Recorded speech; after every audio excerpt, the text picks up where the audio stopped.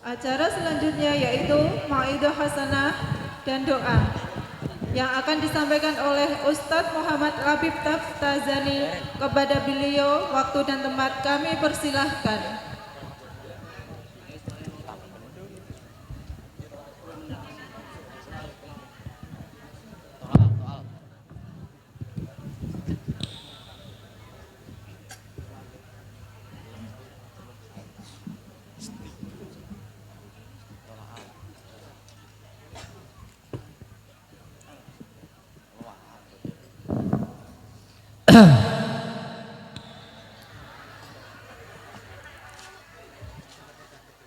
Kaget Bu ya?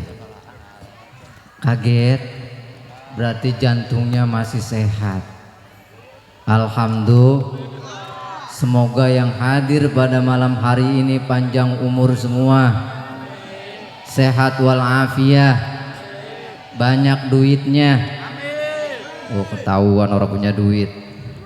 Aminnya giliran duit kenceng bener. Emang pengen punya duit banyak? Pengen? Ya kerjalah, insya Allah. Ini pada mecah-mecah begini ya. Emang di situ ada apa itu kosong? Sinian di kita apa? Biar rapet gitu. Kerapet-rapet enak Bu ya? Enak nggak Bu kalau rapet? Oh, ibu-ibu tahu banget kalau rapet enak. Rapet tuh enak. Yang dingin jadi ya Rob. Pak Lurah mohon maaf ya. Iya. Mulai Bu ya. Mulai jangan Bu. Mulain. Emang di depannya ibu-ibu semua sih, bapak-bapaknya pada kayak yuyu kebanjiran. Minggir semua. Ya Allah. Bismillahirrahmanirrahim. Assalamualaikum warahmatullahi wabarakatuh. Oh, ibu-ibu doang yang kenceng, 3 orang. Ini kan jamaahnya hampir 2000 orang. Pasang mata. Saya doain yang jawab salam saya yang kedua nih, saya doain biar panjang umur, sehat walafiat, berkah rizkinya, berkah duitnya, berkah pekerjaannya, keluarganya Allah jadikan sakinah mawaddah warahmah, dan mudah-mudahan ketika pulang kembali kepada Allah husnul khotimah, kuburnya kelak dijadikan raudhah min riyadil jannah, dan mudah-mudahan kelak di akhirat kita dimasukkan ke surganya Allah Ta'ala bersama Nabi yang mulia. Amin ya Rabbal. Assalamualaikum warahmatullahi wabarakatuh.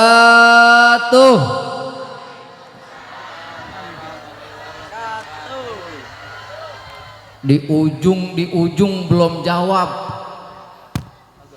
Di ujung belum jawab, ujung sono bunuh. Di belakang kampung sini. Bu, karena Allah itu ganjil, maka menyukai yang ganjil-ganjil. Bener enggak? La ilaha illallah. Jadi saya mau salam sekali lagi, jawab yang semangat, yang kompak. Insya Allah yang jawab salam saya yang ketiga nih yang ganjil, Allah kabulkan semua hajat, harapan dan doanya. Allah lunasin semua hutang-hutangnya. Yang punya kesedihan Allah ganti dengan kegembiraan dan kebahagiaan. Yang sedang mengalami kesulitan Allah berikan kemudahan jalan keluar. Yang lagi nyari kerja Allah kasih pekerjaan yang baik. Yang lagi usaha Allah berkahi usahanya. Yang pengen kawin lagi, oh amin, dia mah laki-laki mah. Bu, bagaimana ini Bu? Emang begitu, kesempatan kata dia nih. Wah ini nih Padahal bininya mantar pulang enak aja. Kita doain suami-suami ibu yang lagi usaha, yang mencari nafkah, Allah alirkan rizkinya yang tambah berkah, luas, halalan, thayyiban, mubarakan fih. Yang ibu-ibunya di rumah Allah tuntun selalu menjadi istri yang soleh dan solehah, yang sehingga keluarganya menjadi sakinah mawaddah warahmah, anak keturunannya menjadi soleh dan solehah. Insya Allah kalau rizki sudah berkah, keluarga sakinah mawaddah warahmah, sekeluarga dibawa, diizinkan ke Mekah semuanya, ziarah ke Madinah til Munawwarah, dan pulang insya Allah bertambah berkah rizkinya, pada ditambahin semua kontrakan dan tanahnya. Amin ya rabbal. Assalamualaikum warahmatullahi wabarakatuh.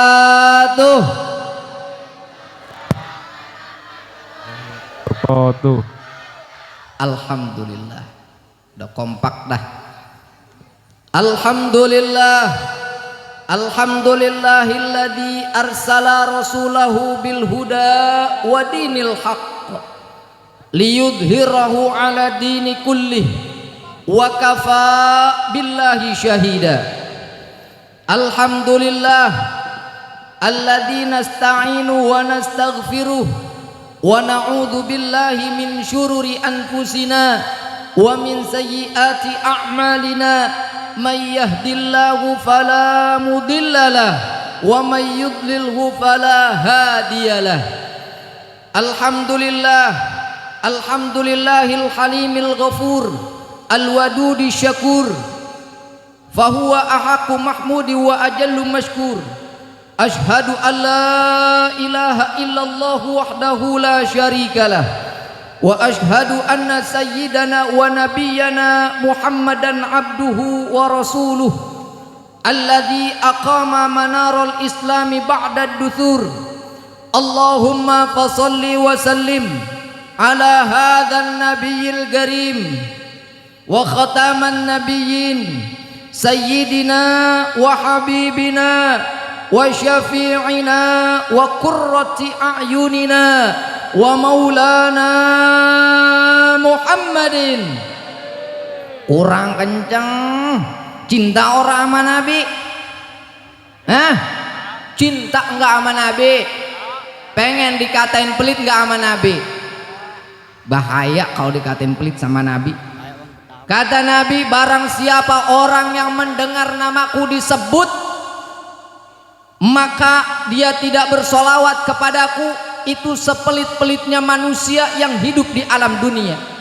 Berarti orang yang pelit di alam dunia dari pandangan kacamata Nabi, bukan karena banyak harta dia kagak mau sedekah, pelit kagak ngasih amanah yatim, bukan juga dia gak mau bangun masjid, tapi orang yang pelit di pandangan Nabi adalah orang yang manakala Nabi Muhammad sallallahu alaihi wasallam namanya disebut, dia tidak mau bersolawat kepada Nabi Muhammad sallallahu alaihi wasallam.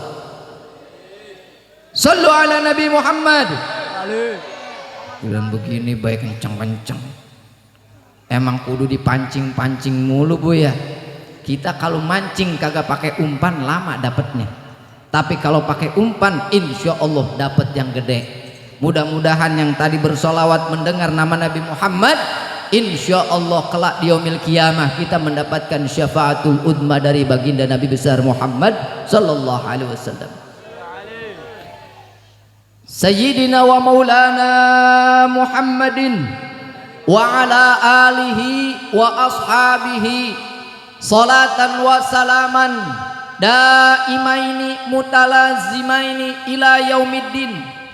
Amma ba'du, faqad qala Allah ta'ala fi kitabihil karim, a'udzu billahi minasyaitonir rajim, bismillahirrahmanirrahim, ya ayyuhalladzina amanu taqullaha wal tandur nafsum ma qaddamat lighad wattaqullaha innallaha khabirum bima ta'malun. Wa qala fi ayatil ukhra, al-muslimu akhul muslim, al-muslimu akhul muslim wa aslihu baina akhawaikum wattaqullah la'allakum turhamun. Wa qala an-nabiy sallallahu alaihi wasallam man tariqan yatlubuhu fihi ilman salakallahu bihi tariqan ila turuqil jannah. Sadaqallahul azim wa sadaqa rasuluhun nabi wa habibul karim wa nahnu ala dhalika minasyahidin wa syakirin walhamdulillahi rabbil. Kayaknya kalau udah alhamdulillahi rabbil alamin kan penutup Bu ya. Udahan berarti ini Bu. Udah yuk. Udah belum ini? Biasanya kalau ngaji pulang sampai jam berapa? Jam 1. Luar biasa. Sampai jam berapa? Sampai jam berapa? Kita sepakat aja nih sampai jam berapa nih? Ada yang jam 1, ada yang jam 9, udah lewat. Jam 10. Dikit lagi. Berarti saya cuma 5 menitan. Alhamdulillah. Pertama-tama saya dapat contekan selembar kertas yang putih tapi sudah ada tulisannya. Yang kami muliakan dan kami hormati, wabil khusus Kepala Desa Pakem Bapak Yanto beserta jajarannya, beserta aparatur pemerintah, Bapak RW, Bapak RT, yang kagak bisa saya sebutin atu-atu namanya karena memang contekannya ada segini doang. Mudah-mudahan walaupun kagak disebutin, kagak ngurangin rasa hormat dan takzim saya.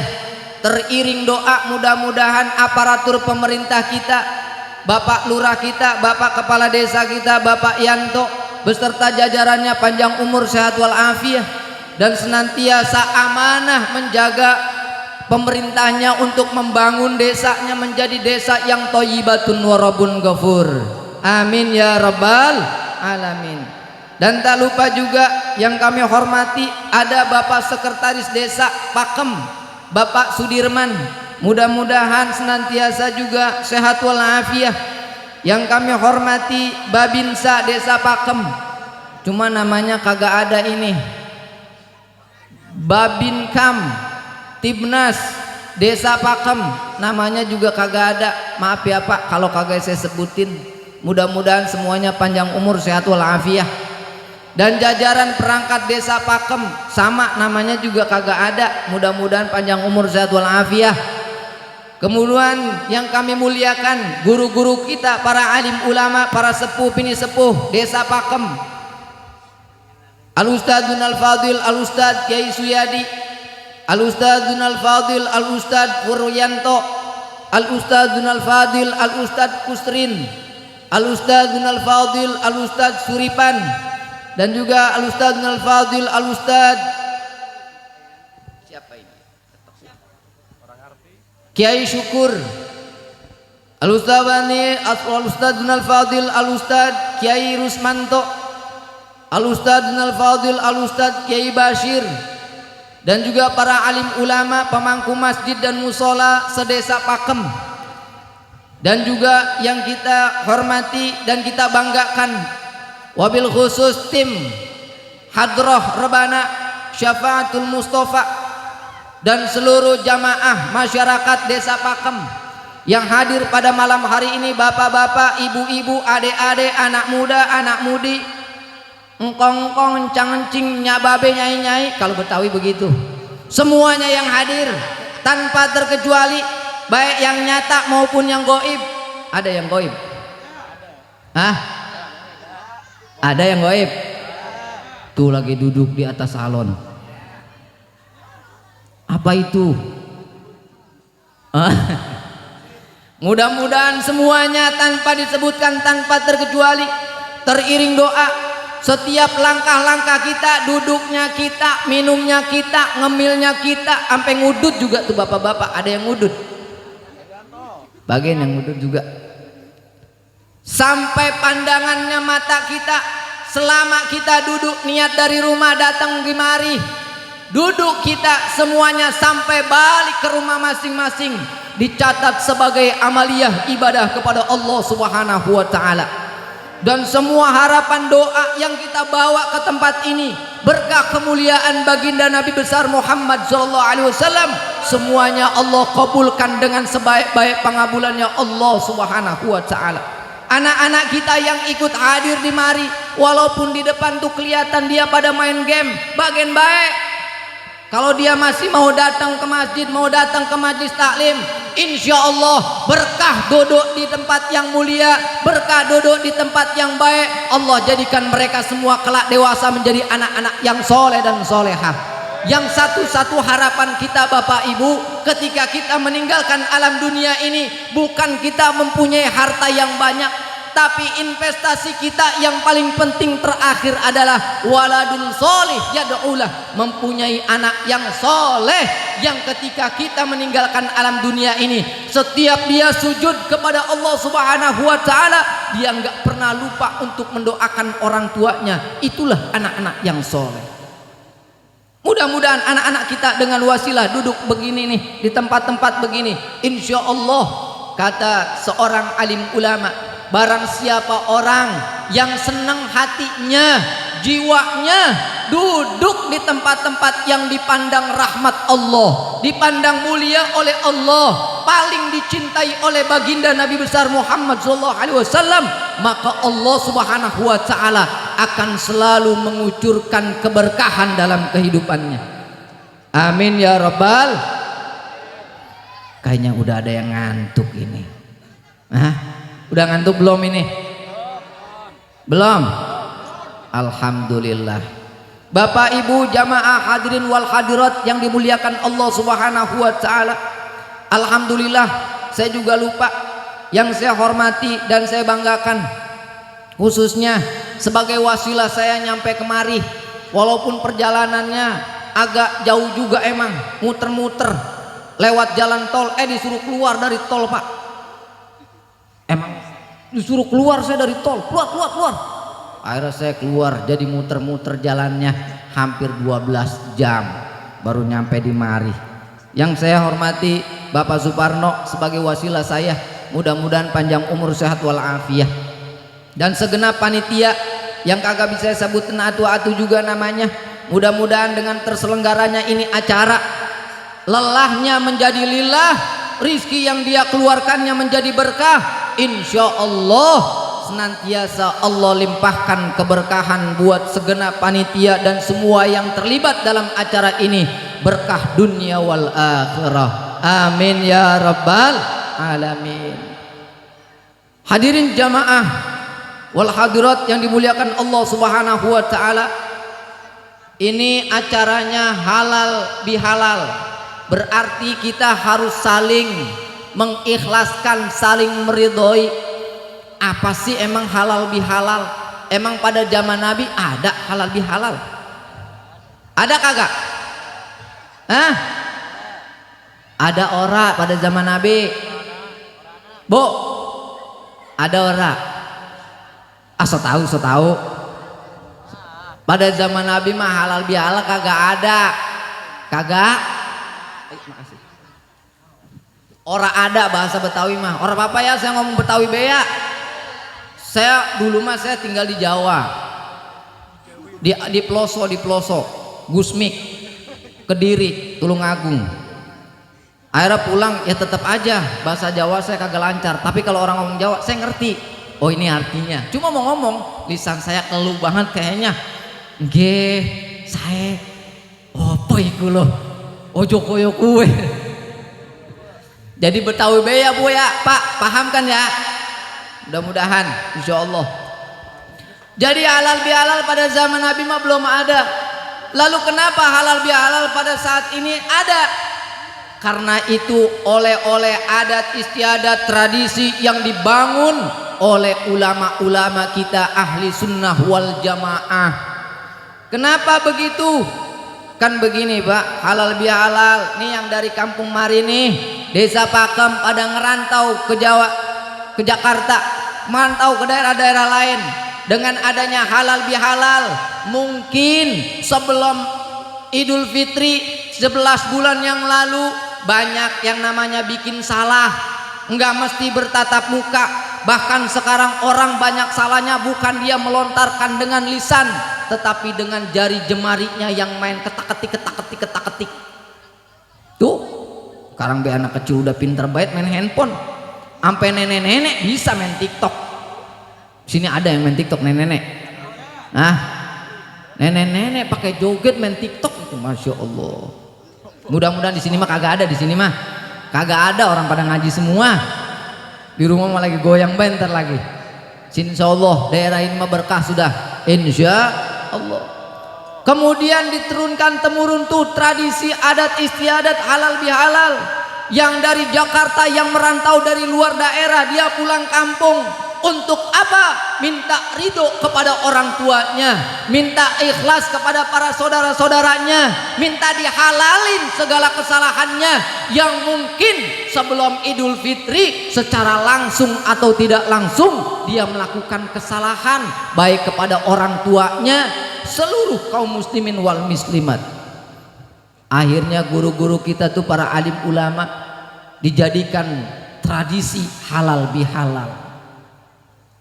Alhamdulillah. Berpegangan dengan apa? Kata Nabi, barang siapa dari umatku dia berjumpa dengan sesamanya, kemudian dia bermusafahah, bersalaman, meminta ikhlas, meminta ridho atas kesalahan baik ucapan, tingkah laku dan lain sebagainya, maka selama musafahahnya belum terlepas, Allah Subhanahu wa ta'ala menugaskan satu malaikat namanya malaikatur rahmah, yang malaikat itu memintakan ampun untuk keduanya ila yaumil qiyamah. Masya Allah. Bahkan dalam hadis lain juga, sebelum tangan itu dilepaskan, selama itu malaikat bermunajat kepada Allah Subhanahu wa ta'ala untuk orang yang bermusafahah, saling mengikhlaskan. Mudah-mudahan di sini mah udah pada lebur semua dosanya. Amin ya rabbal. Kemudian halal bihalal juga mempunyai refleksi tujuan apa? Untuk menjalin tambah eratnya tali silaturahim antar sesama, baik anak kepada ibu bapaknya, keluarganya, maupun sesama umat manusia lainnya. Itu tujuan refleksi daripada halal bihalal. Walaupun setahun sekali, yang ngerantau baru pulang. Makanya saya kemarin waktu mengisi khutbah Idul Fitri, saya menyampaikan selagi masih ada ini bulan Syawal, bulan yang untuk kita nih meminta halal kepada orang-orang yang pernah kita sakiti, kepada orang-orang yang pernah kita zolimi, maka pada bulan ini minta halalnya, mulai dari khotib berdiri sampai nanti akhir bulan Syawal, minta halalnya. Kenapa? Karena suatu ketika Nabi Muhammad SAW ini disampaikan dalam sebuah kisah, menyampaikan khutbah Idul Fitri, Sayyidina Utsman ibn Affan, para sahabat mendengar ketika Nabi Muhammad SAW sedang menaik tangga mimbar. 1, 2, 3. Dari tangga pertama, kemudian Nabi Muhammad SAW mengucapkan amin. Kemudian tangga kedua, amin. Nabi Muhammad amin, mengucapkan amin. Kemudian naik ke tangga 3, mengucapkan kembali amin.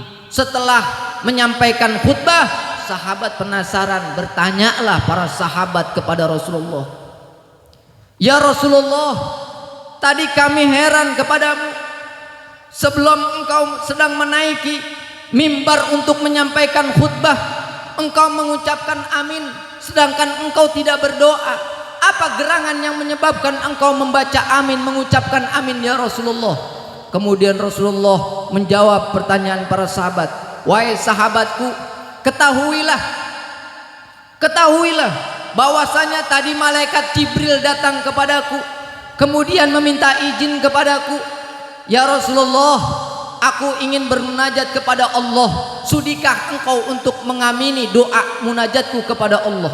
Kemudian jawab Rasulullah, baik, saya akan mengamini doamu ya malaikat Jibril kepada Allah Subhanahu wa taala. Yang doa malaikat Jibril yang menyampaikan wahyu. Yang ngamini Nabi kita Muhammad sallallahu alaihi wasallam. Yang Nabi kita nih nggak pakai ibadah juga udah dijamin masuk surga.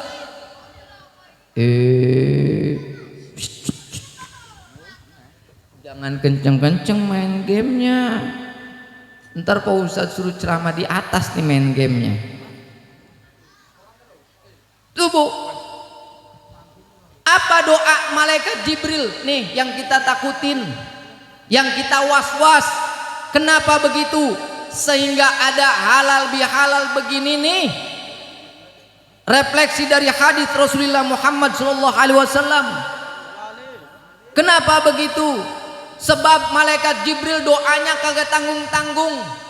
3 doa yang beliau ucapkan minta kepada Allah Subhanahu wa taala. Kita nih yang sudah lama menunggu berjumpa sampai bulan Rajab, dari bulan Rajab kita selalu berdoa, Allahumma barik lana fi Rajab wa Sya'bana wa balighna Ramadana waghfir lana dzunubana. Dari bulan Rajab kita berdoa, ya Allah, berkahi saya bulan Rajab dan bulan Saban, sampaikan saya bulan Ramadan. Supaya apa? Untuk banyak beribadah, manen pahala. Tapi yang kita khawatirin doa dari malaikat Jibril alaihissalam. Amal ibadah mah banyak, rajin sedekah, rajin tadarus Al-Qur'annya, puasanya kagak pernah jebol, tarawehnya nggak pernah jebol, sholat 5 waktunya jamaah di masjid. Tapi ingat doa malaikat Jibril. Apa yang didoakan malaikat Jibril kepada Allah Subhanahu wa taala buat umat Nabi Muhammad sallallahu alaihi wasallam? Kata malaikat Jibril, ya Allah, ya Tuhanku, jangan engkau terima puasanya, ibadahnya, zakatnya, sedekahnya, dan amal-amal ibadahnya di bulan Ramadan anak yang durhaka kepada orang tuanya. Jangan dikira kita kagak durhaka sama orang tua. Saya emang nggak pernah bentak Pak Ustad. Saya emang nggak pernah bentak. Cuma hati be urad-uradan sama orang tua. Kesel sama orang tua. Itu udah durhaka. Ini anak nih kita suruh, Tong, no, ngepel apa itu depan, sapuin depan. Ah, ibu kan lagi asik main game. Durhaka dia. Bukan berarti durhaka sama orang tua, main jotos aja tuh muka orang tua, jebret, tidak. Membentak orang tua, bukan. Tapi Islam dengan lembutnya, fala taqul lahuma uffin.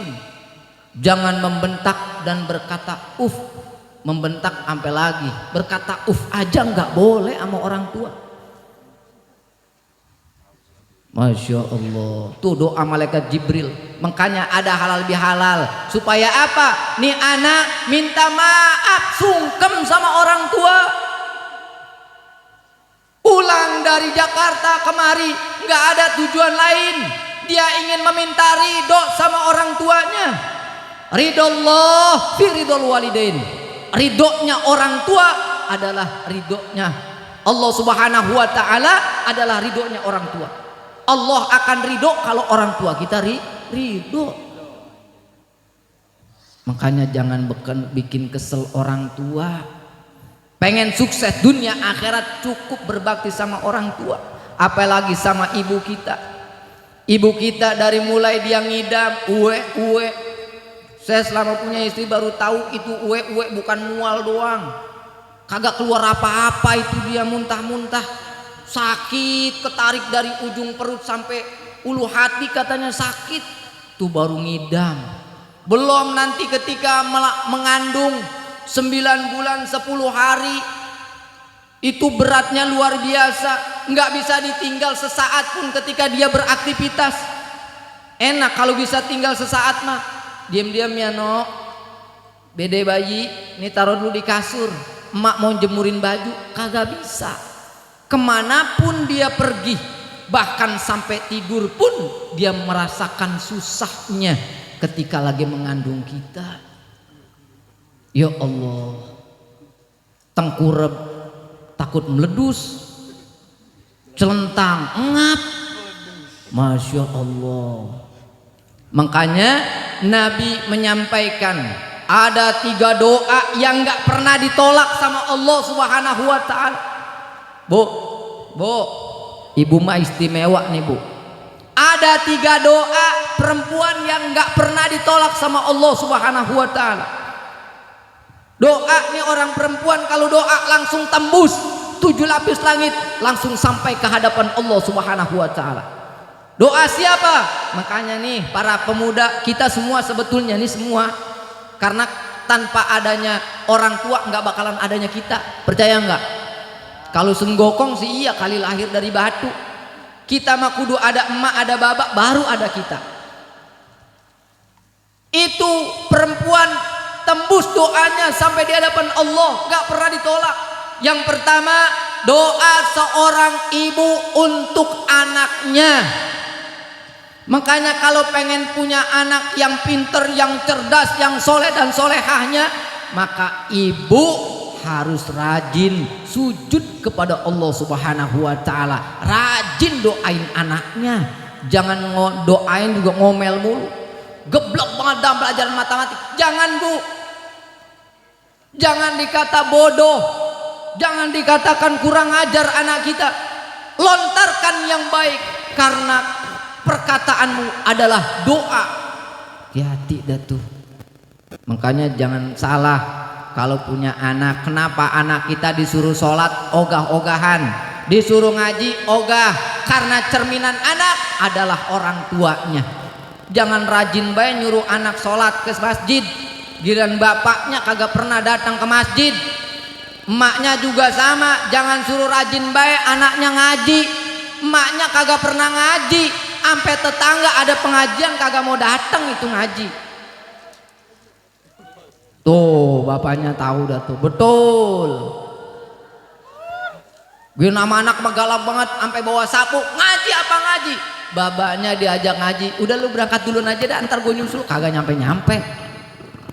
Ada yang begitu di sini? Hah?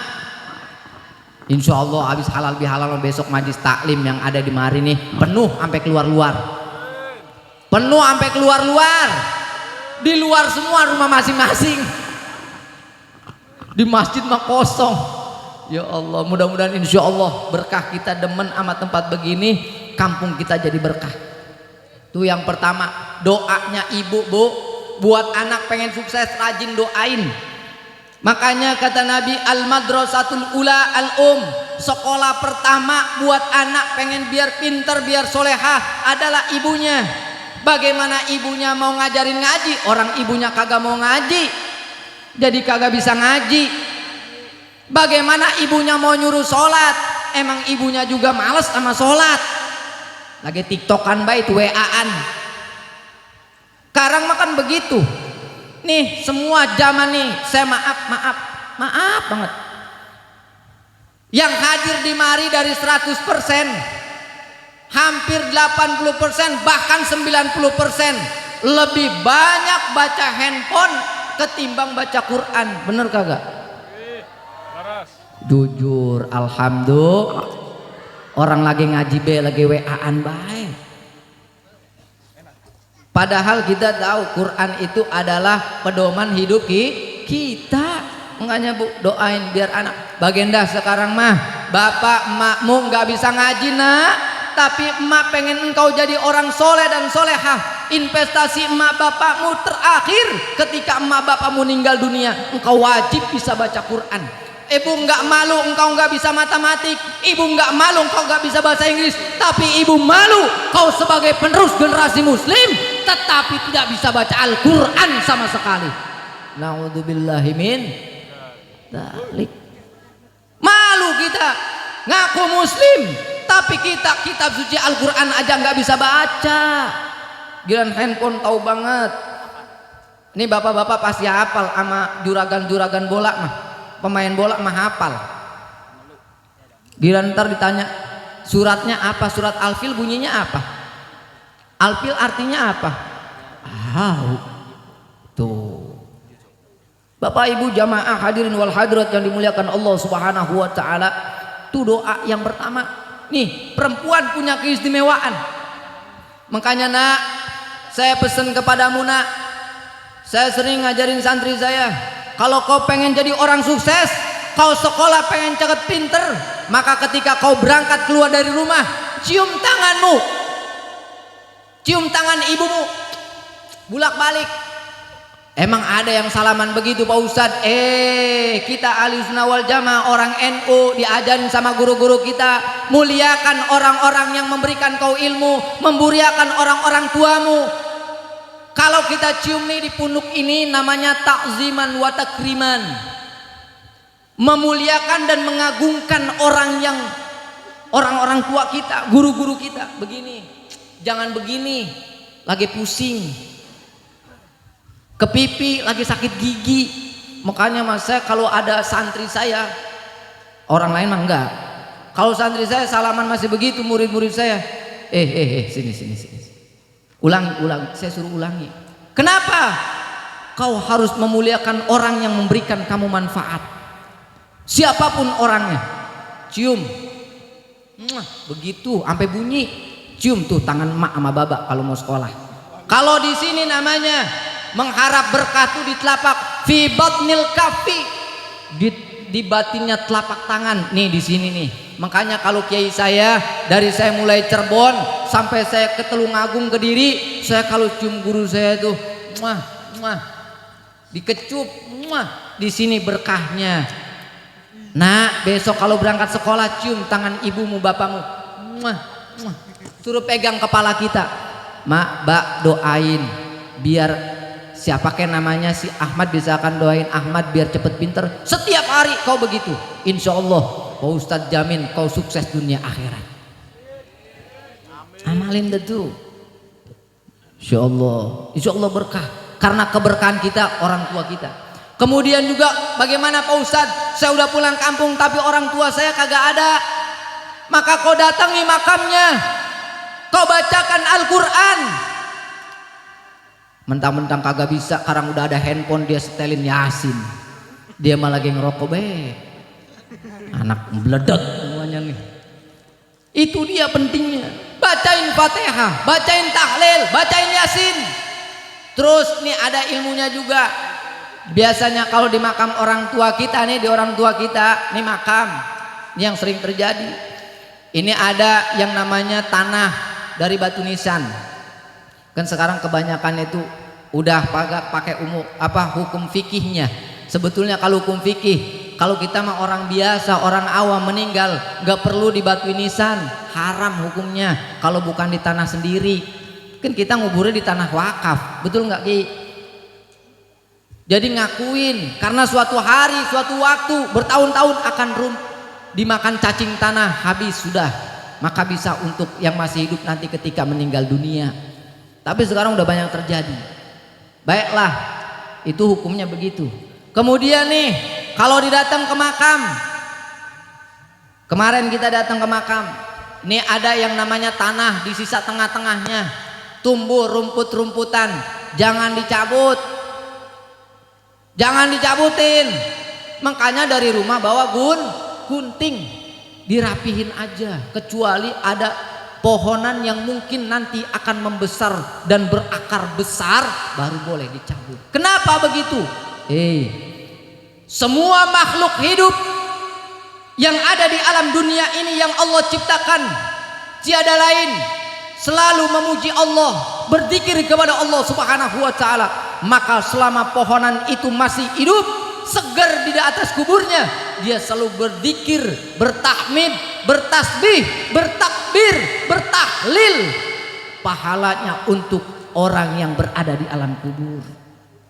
Jangan dicabutin, saking semangatnya rapih itu sampai merah, tanah merahnya kelihatan.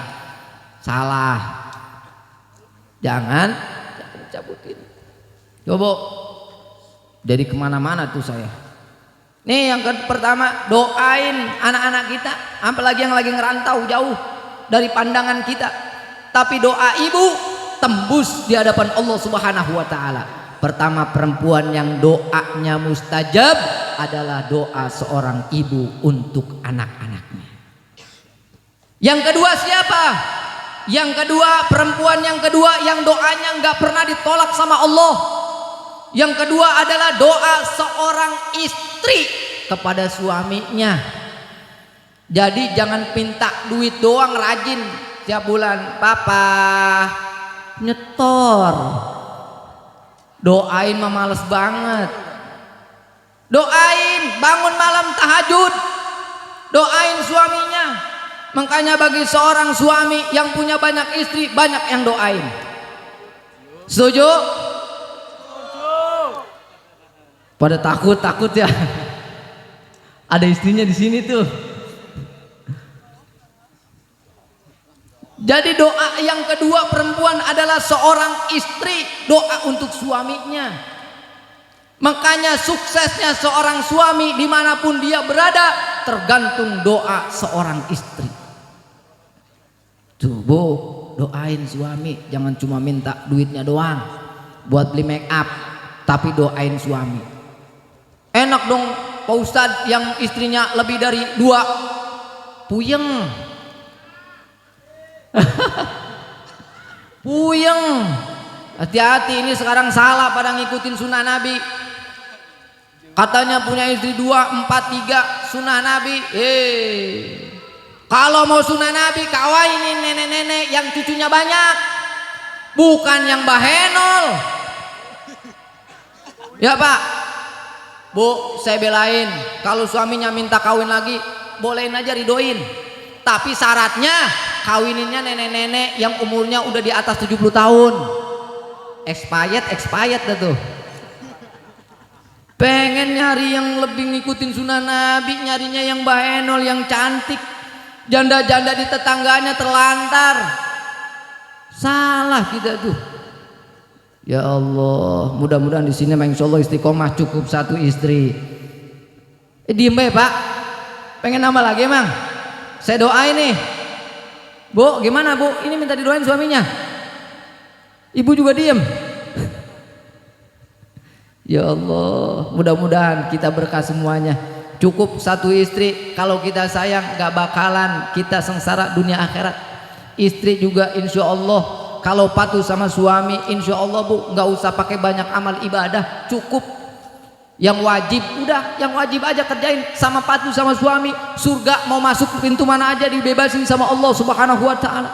Makanya yuk kita saling eratkan tali silaturahim, baik di antara keluarga maupun di antara sesama. Kata Nabi kan, man ahabba ayyabsuta fi rizqihi wa yunsa'alahu fi atharihi falyasil rahimah. Barang siapa yang ingin, demen, pengen diberkahi rizkinya, dipanjangin umurnya dalam umur yang berkah, falyasil rahimah, maka sambunglah tali silaturahim antara istri dan suami. Eratkan silaturahimnya, bukan hanya kekeluargaan saja, tetapi dengan bermunajat, sayang kepada suami, sayang kepada istri, kemudian kepada tetangga, para saudara semuanya, sambung tali silaturahim. Makanya kayak kita kumpul begini nih, insya Allah rizki kita Allah kasih tambah berkah, umur kita Allah kasih panjang umur yang berkah, li taatillah wa taati Rasulillah. Hunna libasul lakum wa antum libasul lahun. Ini perempuan suami istri ibarat pakaian yang kita kenakan. Jadi kalau pakaiannya bagus, insya Allah suami jadi bagus. Bu, pakaian bu ibu itu ibarat pakaian buat suami. Makanya kalau lagi ngobrol jangan sekali-kali buka kejelekan di suami, jangan. Itu sama juga memutus silaturahim kepada suami. Jangan, suami mah bagusin aja, dikasih tahu yang bagus-bagus, yang jelek mah simpen. Begitu. Bapak Ibu jamaah hadirin wal hadirat yang dimuliakan Allah Subhanahu wa taala. Kemudian perempuan yang ketiga yang doanya tidak ditolak sama Allah adalah seorang anak perempuan doa seorang anak perempuan untuk bapaknya. Lalu perempuan yang bagaimana? Yang dia berhasil mendidiknya menjadi wanita yang solehah. Makanya Bu, Bapak, mohon maaf kalau beliin pakaian anak-anak kita nih, jangan yang you can see, jangan yang singlet doang, biasain menutup aurat. Ibu juga kalau nganterin anak ke sekolah, jangan pakai tank top dong, tank top ya. Berangkat nganterin ke sekolah, rambut direab, ya Allah jangan. Kan ibu pengen anaknya pinter, cerdas. Karena berkah anak adalah bagaimana orang tuanya memperlakukan baik dan berlaku baik di hadapan Allah Subhanahu wa taala. Jamaah hadirin wal hadirat yang dimuliakan Allah Subhanahu wa taala, di dalam kesempatan halal bihalal ini pula saya ingin menyampaikan sebuah makalah yang berada di dalam kitab Nasaihul Ibad. Qala Nabi sallallahu alaihi wasallam wa qala ba'dil ulama minas salihin. Apa yang disampaikan di dalam kitab tersebut? Man arada li khairi dunya ilal akhirah. Kita ini semua orang yang masih hidup di alam dunia pasti itu mah pasti pengen duitnya banyak, rumahnya mewah, punya mobil, punya motor, istri pokoknya solehah, anak-anaknya soleh dan solehah, pokoknya pengen minta apa aja ada. Kemudian nanti kelak ketika meninggalkan alam dunia itu husnul khotimah, pokoknya sampai bahagia akhirat. Apa kriteria yang harus kita lakukan? Man arada li khairid dunya ilal akhirah. Yang pertama nih, amalin, insya Allah kalau kita amalin kita bahagia dunia akhirat. Yang pertama mujalasatul ulama wa solihin. Kita sebagai muslim wal muslimat, maka kita memang harus demen cinta duduk kepada para alim ulama dan orang-orang soleh. Di mana mereka? Mereka nggak ada lagi, selain nggak ada di diskotik, nggak ada di angkringan, nggak ada di kafe-kafe. Mereka padanya para alim ulama dan para orang-orang soleh adanya di majlis-majlis taklim. Pandang wajah mereka, salim kepada mereka, ucapkan salam kepada mereka, dengerin ilmu-ilmu yang manfaat dari mereka, maka hidup kita akan berkah dunia wal akhirah. Bahkan dalam sebuah hadis dijelaskan dalam kitab Tanqihul Qaul, Rasulullah sallallahu alaihi wasallam bersabda kepada Ibnu Mas'ud, kata Nabi, ya Ibnu Mas'ud, jalasuka fi majlisil ilmi sa'atan khairul laka min alfi itkin raqabatin. Dudukmu tanpa membawa pensil nulis orang apa-apa. Makanya saya mengajarin jamaah yang udah tua-tua, nggak apa-apa, nggak pakai bawa pensil. Duduk numpang ngopi di majlis saya juga nggak apa-apa. Atau numpang duduk kemudian dia senderan, dia tidur ngorok, habis majlis selesai dia bangun dia pulang, kagak apa-apa. Yang penting dia datang ke majlis taklim. Kenapa begitu? Karena duduk di tempat berkah, insya Allah dia pulang bawa keberkahan buat keluarga dan anak-anaknya. Orang yang duduk dengan ulama pahalanya luar biasa. Mandangnya aja kagak pakai nulis, itu nulis kagak pakai nulis. Dengerin juga nggak tahu, ditanya istrinya, "Pah, tadi pulang ngaji, siapa gurunya?" "Oh, Kiai siapa ini namanya? Kiai Suyadi, tentang fikih, Pak, Bu." "Terus apa kata beliau, Pak?" Gua kagak tahu, lupa." "Emang apa?" "Ngorok tadi senderan di tiang." "Yo Bapak, bukan yang ngaji malah ngorok." Tapi saya sempat mandang wajahnya. Kata Nabi, itu lebih bagus pahalanya, lebih besar pahalanya ketimbang memerdekakan 1000 budak. Masya Allah, tuh pahalanya luar biasa. Makanya demenin duduk sama para alim ulama. Jangan sampai masjid kita bangun gede-gede, majlis kita nih bangun gede-gede sampai tingkat tapi nggak ada jamaahnya, ngajinya sepi. Jangan. Jangan sampai yang dikabarkan Nabi 1500 tahun yang lalu terjadi pada zaman kita. Apa kata Nabi? Sayati ala nasi zamanun la yabqa minal Islam ila ismuhu. Nanti akan datang satu masa kepada umatku tidak akan tinggal Islam kecuali tinggal namanya. Sekarang udah terbukti kemarin bulan Ramadan banyak siang-siang pada datang ke warteg. Banyak siang-siang dia pada ngerokok. Banyak yang siang-siang dia enak-enakan minum. Tapi kalau dilihat KTP-nya Islam bro, Islam. Makanya kata Nabi, nggak akan tinggal nanti satu masa kepada umatku Islam itu nggak akan tinggal kecuali tinggal namanya. Disambung lagi, la yabqa minal Qur'an ila rasmu. Tidak akan tinggal pula Al-Quran sebagai pedoman kitab umat muslim kecuali tinggal tulisannya. Sekarang terbukti berapa banyak umat muslim, apalagi di Indonesia yang mayoritas muslim, tapi begitu banyaknya mereka nggak bisa baca Al-Quran. Ya Allah, udah kelihatan nih sekarang nih. Kemarin Ramadan pada hatam Quran, baca Quran pada hatam. Bu, hatam bu. Pak, hatam pak. Alhamdulillah, sekebet dua kebet mah baca. Tuh, insya Allah bu, dengan Quran. Saya kalau sampaikan kisah lagi panjang lagi. Ini juga tadi sebenarnya 5 menit. Ini udah 20 menit lebih, setengah jam lebih ini. Lanjut orang nih. Lanjut. Tuh, kita duduk sama ulama aja berkah buat kita. Mandangnya, masya Allah luar biasa. Salamannya salim, kita ngucapin salam. Mandangnya aja nih beda lagi pahalanya. Kita mandang kiai kita yang ada di depan, pak lurah kita, guru-guru kita, para asatid kita yang ngajarin kita. Mandangnya nadruka fi wajhil alim khairul laka min alfi farasin tasaddaqta biha fi sabilillah. Pahalanya itu mandang wajah guru kita nih. Makanya kalau ngaji jangan lenggut baik, nunduk manunduk handphone yang dia baca. Nunduk ngantuk, pandang wajah guru kita, senyumannya.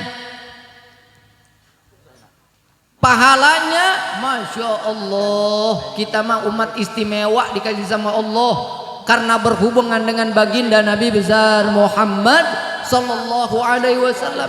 Sampai cuma mandang wajah guru-guru kita aja pahalanya lebih bagus daripada menyedekahkan 1000 kuda untuk jihad fisabilillah. Masya Allah. Makanya yuk demenin ngaji, besok kita ramen ngaji, biarin para ketua DKM dia datang cuma senderan doang juga apa-apa. Kagak apa-apa. Jangan dikata-kata. Pokoknya yang penting pada datang ke majlis taklim. Mudah-mudahan dengan lebih banyak yang datang ke majlis taklim, kampung kita menjadi kampung yang berkah. Karena ciri Allah cinta kepada hambanya, Allah sayang kepada hambanya, maka Allah tuntun hatinya, jiwanya, kakinya, duduknya bersama orang-orang yang dirahmati Allah Subhanahu wa taala. Tentunya duduk di majlis taklim. Tuh yang pertama tuh, kalau pengen baik dunia sampai akhirat, senengin kita mujalasatul ulama wassolihin, senengin duduk sama para alim ulama, guru-guru kita dan orang-orang soleh. Yang kedua qiraatul Quran, rajinin juga baca Al-Quran. Yang ketiga qiyamul lail, senengin juga bangun malam. Pak Ustadz, saya bangun malam setiap hari, bangun malam kencing doang, tapi Sholat tahajud 2 rakaat, baca Quran mau 2 ayat 3 ayat yang penting baca. Tapi saya kasih ilmunya nih, biar kita bangun walaupun kagak sholat, kagak tadarus Quran, tapi dapat nilai ibadah qiyamul lail. Apa itu? Tapi kalau bisa ini mah jangan dijadikan dalil beneran. Saya juga dapat dari guru saya, mualim Kiai Haji Fakhruddin Al-Bantani. Mualim Kiai Haji Ubaidillah Hamdan, dan juga guru-guru kami yang ada di sana. Beliau berkata, seandainya kita nih dingin, suasananya dingin, kemudian nih kita kayaknya ogah banget, udah emang bangun pas banget ngelihat alarm, ngelihat jam kita, oh udah jam setengah 2 atau jam 2 atau setengah 3, terbangun, tapi bawaannya males banget ke kamar mandi, ke kamar kecil, ke hamam. Terus supaya nilai kita bangunnya itu dinilai ibadah qiyamul lail, maka ketika bangun baca istighfar kepada Allah Subhanahu wa taala, kemudian baca kalimat subhanallah, alhamdulillah, wala ilaha illallah, wallahu akbar, wala haula wala quwwata illa billahil aliyil azim. Dia tidur lagi, maka bangunnya dinilai sebagai ibadah qiyamul lail. Kita mah tuh disayang banget sama Allah. Cuma kitanya be yang pada dablek, pada bandel. Dikasih pahala yang berlipat ganda, bulan yang istimewa yang gak pernah dikasih kepada umat-umat terdahulu. Tuh kemarin bulan Ramadan, bulan yang paling istimewa yang gak pernah Allah berikan kepada umat-umat terdahulu, yang hanya dikhususkan kepada umatnya, kekasihnya baginda Nabi besar Muhammad SAW. Kita nih umat muslim dikasih 1 bulan yang di bulan itu Allah turunkan rahmat, Allah turunkan ampunan, Allah lipat gandakan nilai-nilai pahala. Sekecil apapun amalia ibadah, Allah lipat gandakan pahalanya di hadapan Allah Subhanahu wa taala. Bulan suci Ramadan memang betul setiap tahun dia akan datang, insya Allah akan datang Ramadan, tapi kita belum bisa jamin di tahun depan akan bisa berjumpa lagi enggak dengan Ramadan. Makanya yuk kita jadikan bulan Ramadan tarbiyah. Yang rajin Quran, baca Quran jangan di bulan Ramadan doang. Rajin sedekah jangan di bulan Ramadan doang. Rajin sholat jamaah jangan di bulan Ramadan doang. Tapi setelah pasca Ramadan kita implementasikan amaliyah ibadah kita tarbiyah Ramadan di bulan 11 bulan ke depan, insya Allah. Kemudian apa yang terakhir, kalau kita pengen baik dunia sampai akhirat, silul arham, tuh berkaitan lagi, yakni menyambung tali silaturahim. Makanya yuk dengan kegiatan begini nih, kumpul-kumpul begini, kita pahalanya banyak banget yang kita dapat. Berkah dunia akhirat kita dapat. Berkah dunia tuh di rumah kan kagak ada bungkusan begitu, pulang dari di sini dari mari dapat bungkusan, ada roti, ada bolu. Berkah dunia dapat. Ya Bu, berkah akhirat kita dapat. Berkah akhiratnya apa? Kita diajak baca solawat sama tim Hadrah Safatul Mustafa. Baca solawat. Dulu Nabi pernah ketika Isra wal Mi'raj, kemudian minta izin kepada Allah, ya Allah boleh nggak saya lihat surga dan neraka? Boleh. Singkatnya begitu. Diantar, Bril, antar yuk. Bril, malaikat Jibril, diantar sama malaikat Jibril. Ketika di pertengah jalan antara surga dan neraka, di pertengahan jalan Nabi ngelihat apa? Makhluk yang Allah ciptakan begitu luar biasanya, masya Allah. Tangannya Bu 1000, lebih dari 1000. Tangannya banyak banget. Ini Nabi Rasulullah kagum dengan makhluk yang Allah ciptakan. Lalu dia izin sama malaikat Jibril, Bril, kira-kira boleh nggak kalau saya nanya dia tuh makhluk Allah yang satu itu? Kata malaikat Jibril, fadol ya Rasulullah, silakan ya Rasulullah. Tanya, assalamualaikum ya malaikatillah. Waalaikumsalam ya Rasulullah. Kok kamu kenal saya? Bahasanya begitu. Ya kenal lah, engkau adalah kekasihnya Allah. Siapa yang nggak kenal mengenalmu? Ya Allah. Boleh nggak saya nanya ya malaikat? Boleh. Mau nanya apa ya Rasulullah? Allah ciptakan engkau nih begitu luar biasa tubuhmu, yang mungkin nggak pernah diciptakan Allah makhluk-makhluk yang sama sepertimu. Lalu apa yang Allah tugaskan kepada engkau ya wahai malaikat? Apa jawab malaikat? Tugas saya cuma satu ya Rasulullah. Ngapain dengan bentuk tubuh yang luar biasa begini? Tugas saya cuma satu, cuma ngitungin tetesan air hujan dari semenjak saya diciptakan sampai ila yaumil kiamah, sampai hari kiamat nanti. Hujan yang turun ke muka bumi nih, yang di lautan, yang di pegunungan, yang di dasar laut, yang di pesisir dan seterusnya, pokoknya yang turun dari langit ke dunia, nggak ada satu tetes yang terlewat dari penghitungan itu malaikat yang Allah ciptakan. Luar biasa. Tapi malaikat itu berkata, ya Rasulullah, engkau mungkin melihatku begitu hebat, luar biasa, enggak ada satu tetes yang terlewat dari penghitunganku dari semenjak aku diciptakan sampai ila yaumil kiamah. Tapi aku lemah dengan apa? Wahai malaikat Allah, lemah satu, aku enggak bisa menghitung pahala umatmu yang bersolawat kepadamu ya Rasulullah. Sallu ala Nabi Muhammad. Tuh Bu, kita berkah akhirat, pahala banyak banget. Berapa huruf yang kita baca? Bahkan dalam kita Duratun Nas ini jelaskan, satu huruf solawat yang kita baca tuh, Allah ciptakan satu malaikat yang malaikatnya enggak luar biasa, enggak kalah luar biasa sama malaikat yang ngitung hujan dari langit bumi. Dari satu huruf itu Allah ciptakan satu malaikat yang memiliki 360 kepala. Dalam kitab tersebut dijelaskan, setiap kepala memiliki 360 wajah, setiap wajah memiliki 360 mulut, setiap mulut memiliki 360 lidah, setiap lidah memiliki 360 puji-pujian kepada Allah Subhanahu wa taala yang pahalanya hanya untuk orang yang bersolawat kepada Nabi Muhammad sallallahu alaihi wasallam. Sallu ala Nabi Muhammad. Makanya pantas aja orang kalau dengar nama Nabi Muhammad kagak solawat, dibilang orang yang paling pelit hidup di alam dunia ini. Wajar, karena pahalanya luar biasa.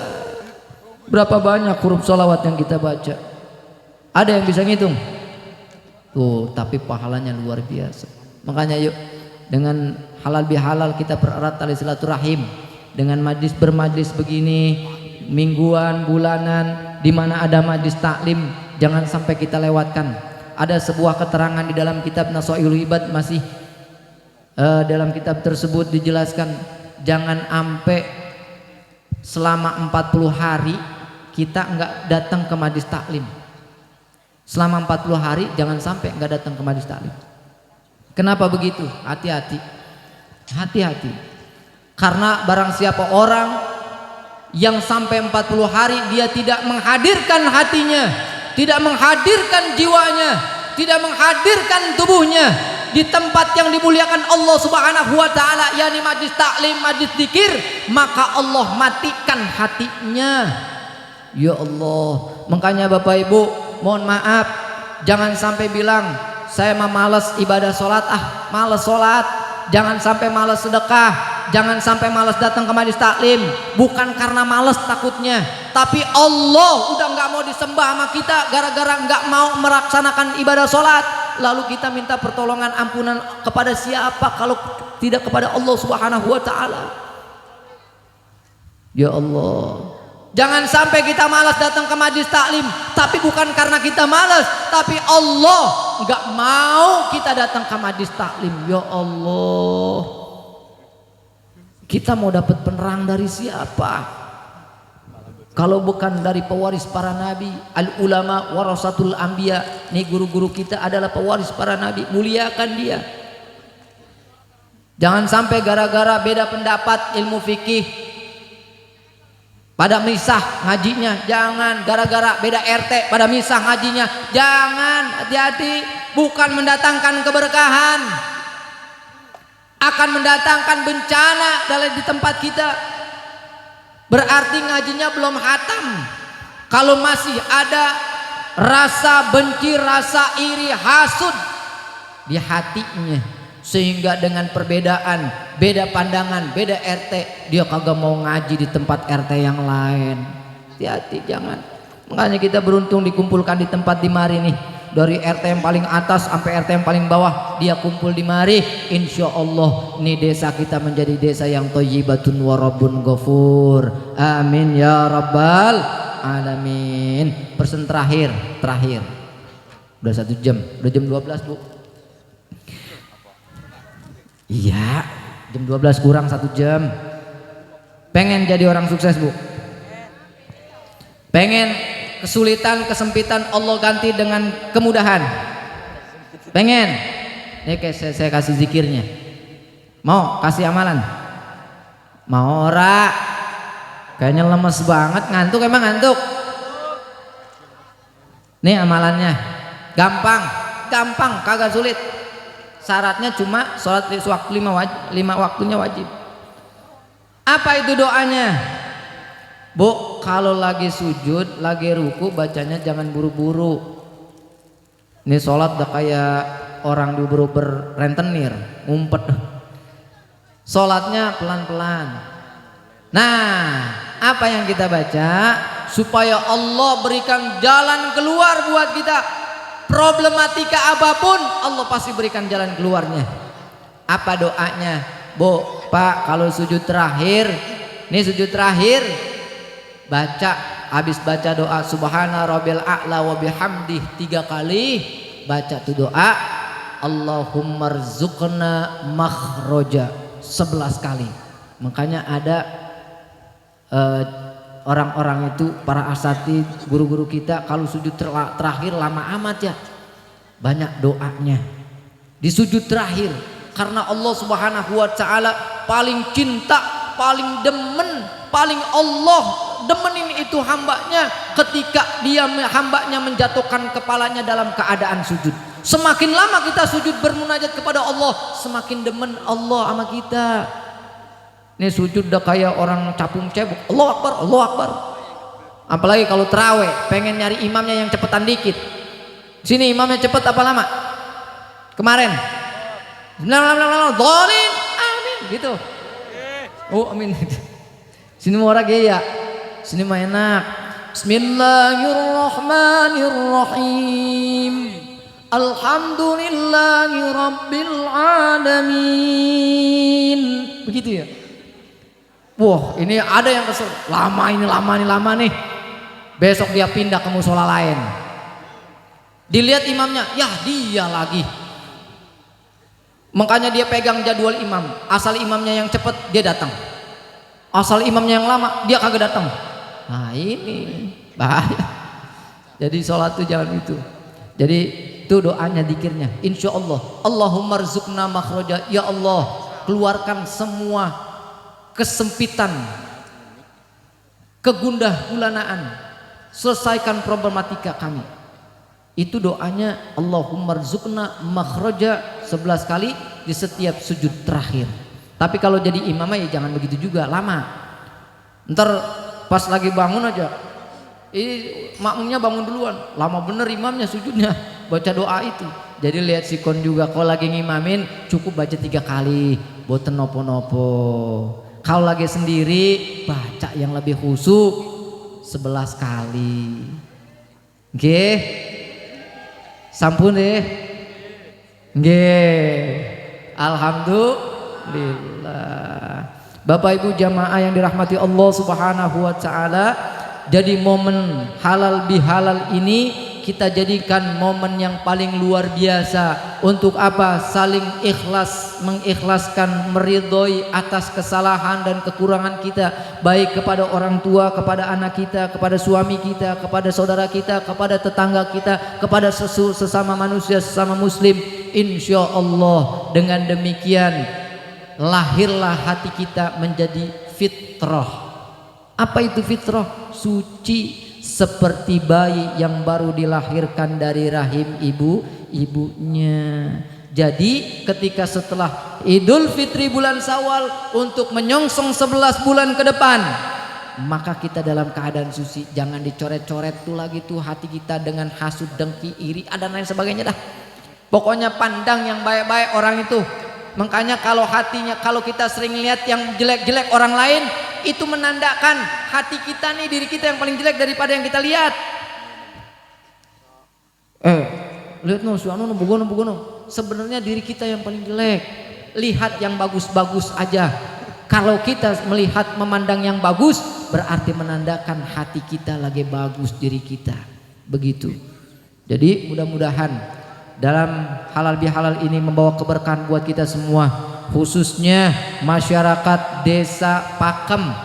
Ya Pak ya, Insya Allah juga Bapak Lurah kita dan aparatur pemerintah kita semuanya, dan guru-guru kita, para kiai, para asatid yang ada di desa ini, kita doain semuanya panjang umur, sehat walafiat, dan selalu pemerintahnya semangat membantu kegiatan-kegiatan baik pengajiannya maupun tabligh akbarnya, kesosialannya, dan insya Allah dengan begitu kampung ini menjadi kampung yang dipandang rahmat oleh Allah Subhanahu wa taala, dan insya Allah kampung ini akan juga melahirkan generasi-generasi yang soleh dan soleha. Amin ya rabbal alamin. Kurang lebihnya begitu aja Bapak Ibu jamaah hadirin wal hadirat halal bihalal desa Pakem yang dirahmati Allah Subhanahu wa taala. Selebihnya saya mohon maaf banget kalau penyampaiannya ada kurang baiknya, ada salah-salah katanya, ada tingkahnya yang kurang baik. Sebenarnya saya nggak mau duduk di kursi. Kenapa? Saya nggak mau membelakangi guru-guru Pak Lurah. Kenapa saya mau duduk di kursi? Karena tadi pegel banget Bu, pegel banget jadinya duduk. Mohon maaf, saya juga ada di atas, bukan nggak sopan. Mohon maaf, biasanya saya kalau ceramah memang berdiri, jungkir balik di panggung, udah kayak atraksi. Tapi kalau di sini karena memang perjalanan juga jauh, jadi agak pegel-pegel dikit. Jadi mohon maaf Yai, saya ini duduk di atas. Mohon bukan berarti saya tidak memuliakan, tapi memang keadaannya seperti ini. Mudah-mudahan tidak mengurangi rasa hormat dan ta'zim saya juga kepada semua jamaah. Dan juga saya ucapkan terima kasih atas penerimaannya, jamuannya luar biasa, luar biasa, luar biasa. Dulu saya juga pernah ngisi di Malang. Alhamdulillah juga jamaahnya luar biasa, orang-orang wetan, semakin wetan semuanya luar biasa, masya Allah. Semudah-mudahan ini desa juga menjadi berkah, dan mudah-mudahan juga guru-guru kita nih pada sehat walafiat, panjang umur, sehingga selalu bisa membimbing kita semua. Dan juga kurang lebihnya saya mungkin nanti sudah memberikan tempat tuh. Terima kasih buat Bapak siapa namanya ya, saya lupa kenalan lagi. Orang Papa dah. Mudah-mudahan panjang umur sehat walafiat. Saya di bawah rumahnya Bapak yang baru tuh. Alhamdulillah sudah disediain tempat. Mudah-mudahan rumahnya tambah berkah, dan juga insya Allah usahanya tambah berkah. Allah berikan rizki yang berkah. Amin ya rabbal alamin. Terima kasih. Wabillahi taufiq wal hidayah. Assalamualaikum warahmatullahi wabarakatuh.